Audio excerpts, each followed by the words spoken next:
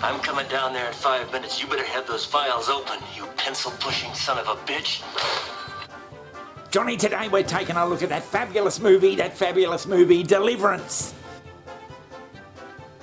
Jesus, Johnny, you and I were 13 when this movie came out. That was in 1972. Well, you and I were 13, and I remember seeing the bloody advertisement for it and thinking, Jesus Christ! And they had all this bloody ruckus with canoes and everything going on, and there was this bloody, they used for the poster, this hand coming up out of the water with a bloody shotgun on it. But it wasn't until I saw the film years later that I realised that bloody hand with the gun coming up out of the water, that never happened. Johnny, that film came from a book. Who wrote it? Oh yeah, it was based on James Dickey's novel, a bloody American writer. And this was his main bloody book. And of course James got it sold to the bloody, to the studios, and there was all sorts of controversy about who was going to play what part and everything in this particular film. They had all sorts of names, Johnny, and Jack Nicholson was going to play the part of Ed, for Christ's sake. Jack Nicholson. And they even threw up bloody Lee Marvin. Yeah, Lee Marvin, all you'd need is bloody John Wayne and Ward Bond and you'd have a fucked up movie. And even Charlton Heston was bloody... Charlton Heston, he would have fucked that movie up. Heston was bloody... His name was thrown in the ring, so just seems like just about everybody was bloody asked. All right, Johnny, who starred in this bloody film? Yeah, Johnny, the film was directed by British director John Boorman. It starred Burt Reynolds as Lewis. John Voight is a bloody good friend of Lewis, Ed. Ned Beatty, who had done some theatre work beforehand, he was cast as Bobby. And good old Ronnie Cox as Drew, the guitar-playing bloke. These four men are characters in a new motion picture that was filmed in the hill country and deep forests of North Georgia. The movie is adapted from James Dickey's powerful best-selling novel, Deliverance. But Johnny, didn't the bloody writer, didn't he cause a bit of a ruckus around the set? James Dickey, the writer of the bloody book, he wanted all this sort of fucking control of everything, of the film and everything, and he was starting to get a bit argumentative. He was coming on set a bit pissed, a bit boozed, that is. He was rifling around and he'd get in bars at night and say they're fucking up me movie, they're ruining it, and all that sort of shit. And at one stage he was making such a bloody nuisance of himself he got into a fist fight with the director. Yeah, he knocked John Boorman's bloody front teeth out, for Christ's sake. Knocked his teeth out. I think he had very limited access to the movie set after that. But he did appear in the film, Johnny. Yeah, he appeared at the end of it. James Dickey, he appeared as the slouchy old sheriff right at the end of the film. How come y'all really end up with 4 life jackets? Didn't we have an extra one? No. Drew wasn't wearing his. But we're getting ahead of ourselves here, Johnny. Don't ever do nothing like this again. Yeah, these 4 city slickers, all different personalities. These 4 city slickers, led by Lewis, who's a bit of a macho man and a backwoodsman and all that sort of stuff, and could actually carry through with what he was going to do. Led by him, they head up to the bloody hillbilly zone up there in the mountains. Oh, but Johnny, this film was shot on location somewhere out there in fucking hillbilly land, wasn't it? The director of the film tells how they shot it. The only way we could shoot this picture, because of the problem of access to this river, was that we would put equipment onto jeeps. So we bumped out across little forest tracks for maybe 2 hours till we get down to the river. And then we'd take the 4 actors in 2 canoes and maybe 4 guys, me, the cameraman, and assistant cameraman, a couple of grips in 2 little rubber boats. And we'd start down the river. And of course they got organised cars and everything with the country bumpkins, and that's where one of the most famous bloody musical scenes, the film that was to become almost as bloody legendary as the film itself. I don't think you understood me. I want to get some drivers, drive this car and that car down to Aintree. Drivers, you understand? Yeah, a driver, brother. Hello? A driver, brother. Where do they live? They live back home that way. They got young Billy Redden, an unusual looking guy to say the least, a young bloke. Oh yeah, have a look at him. Sitting up there on the bloody veranda, and he's plunking away at his banjo. Come on, over here.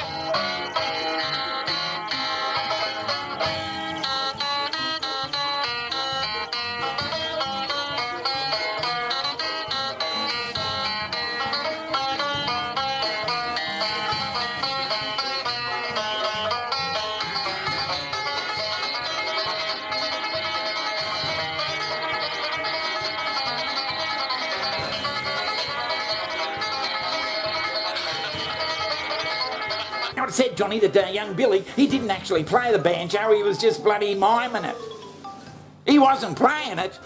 Yeah, he wasn't playing it. He gave a pretty bloody convincing bloody performance.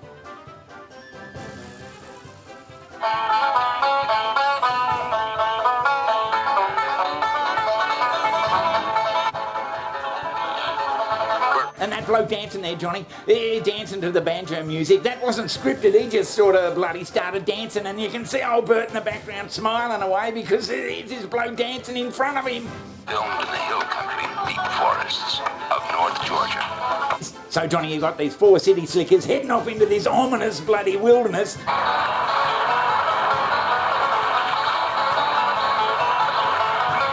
You know it's ominous because you've been seeing all the advertising for it and you're watching a film, and they're heading off down into this bloody river, and they're being led by one bloke. One bloke, if he wasn't there, none of them would be there, and that's Lewis. That's good old Bert's character. He's the bloody guy, and you've always got the impression that whatever Bert said in that film, he was able to carry it off. I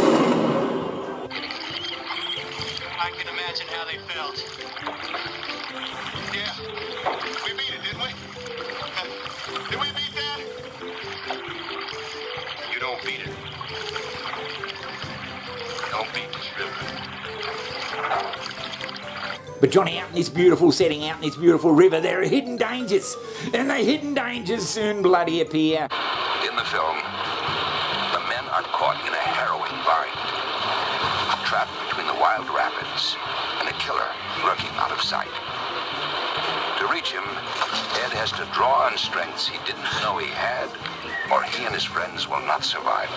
And the director had a lifeguard on hand, Johnny, and during the whole filming of the bloody thing, to jump in and save the bloody four starring actors. I mean, if they actually did drown during the shooting of it, it'd be a bloody disaster. Imagine the cost.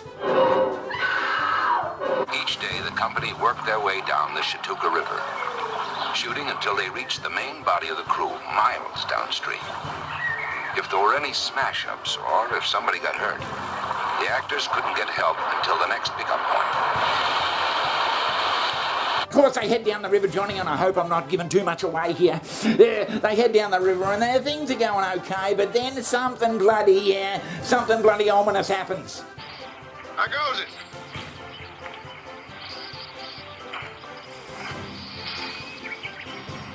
What the hell you think you're doing?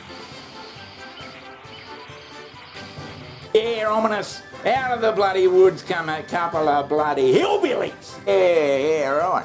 No, honestly, you said something about making Wishy right. Ain't that what you said? All us, no, We don't know what you've done, and we don't care. That's none of our business. That's right. None of your goddamn business. Right. We've got quite a long journey ahead of us, gentlemen. Well, hurry? you ain't going no damn hurry. This is ridiculous. Excuse me. Howard, I blow your gun and all we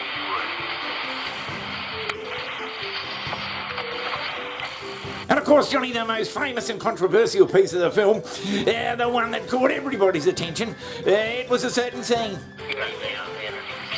Now let's you just drop them pants.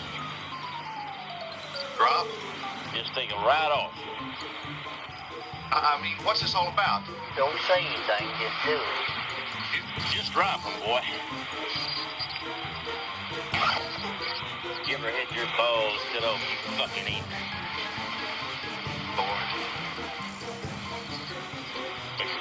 Thanks for chatting with us.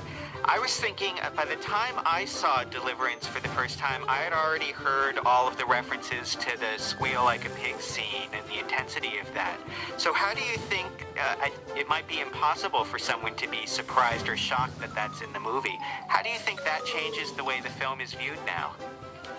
Oh, I can't think it changes it much because those images came out of real life things. But Bill McKinney and I and the director, we were both throwing stuff in the pot. And that's where all that stuff came from. And the way he caught me when I ran, it scripted, it was just the fact that I gave in to what the situation was.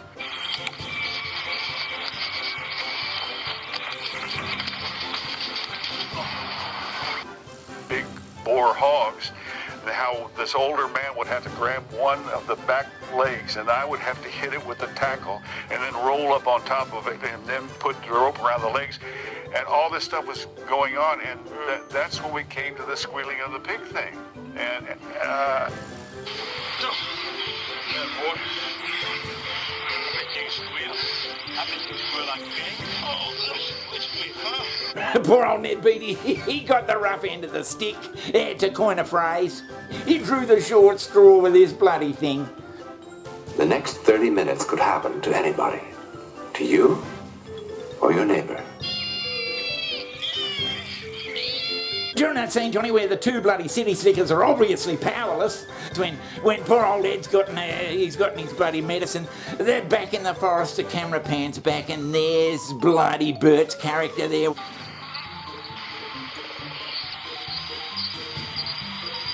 you want to do with it? He got a little pretty mouth, ain't he?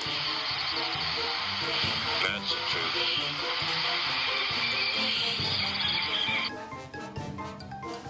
You see this bloody silhouette of bloody Lewis, of Bert's bloody character with his big muscles pulling that bloody bow, and he's got that bloody hillbilly lined up. He's got him lined up. Pretty good.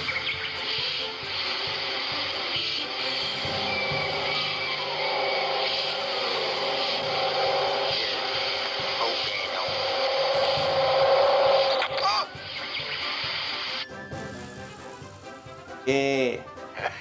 This is, in many ways, a quintessential man's movie. What do you think Deliverance has to say about manhood? everything.